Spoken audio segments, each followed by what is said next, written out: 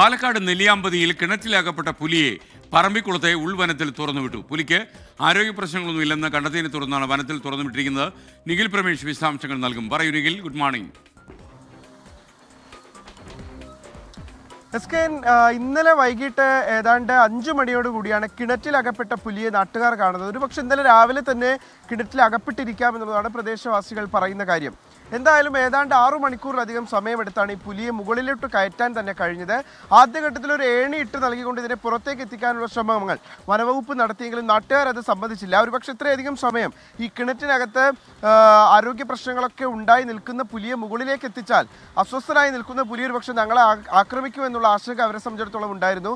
ഇതേ തുടർന്നാണ് മയക്കുവെടി വെച്ച് കൊണ്ടുപോകണമെന്നുള്ള ആവശ്യം അവർ മുന്നോട്ട് വെച്ചത്. പക്ഷേ അല്പസമയം കഴിഞ്ഞപ്പോൾ ഈ പുലിയുടെ ആരോഗ്യനില മോശമാകുന്നു എന്ന് കണ്ടതിനെ തുടർന്ന് വനവകുപ്പ് ഉദ്യോഗസ്ഥർ കൂട് ഈ കിണറ്റിലേക്ക് ഇറക്കി അതിനെ അകത്തേക്ക് സുരക്ഷിതമായി കയറ്റിയ ശേഷം അവിടെ നിന്ന് കൊണ്ടുപോവുകയായിരുന്നു. ആദ്യം ഫോറസ്റ്റ് ഓഫീസിലേക്ക് കൊണ്ടുപോയി അതിൻ്റെ ആരോഗ്യനില തൃപ്തികരമാണ് എന്ന് മനസ്സിലാക്കിയ പശ്ചാത്തലത്തിൽ പറമ്പിക്കുളത്തെ ഉൾവനത്തിൽ ഈ പുലിയെ തുറന്നു വിടുകയായിരുന്നു.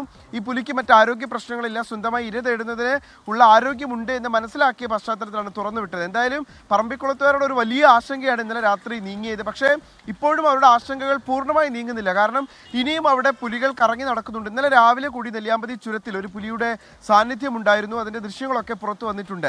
ഈ സാഹചര്യത്തിലാണ് അടിയന്തരമായി ജനവാസ മേഖലകളിലേക്ക് ഇത്തരത്തിലുള്ള വന്യമൃഗങ്ങൾ എത്തുന്നത് തടയാൻ വനവകുപ്പിന്റെ ഭാഗത്തു നിന്ന് ഇടപെടൽ വേണമെന്നുള്ള ആവശ്യം ഈ നെല്ലിയാമ്പതി നിവാസികൾ ഉന്നയിക്കുന്നത്. Okay, thank you Nikhil Pramesh.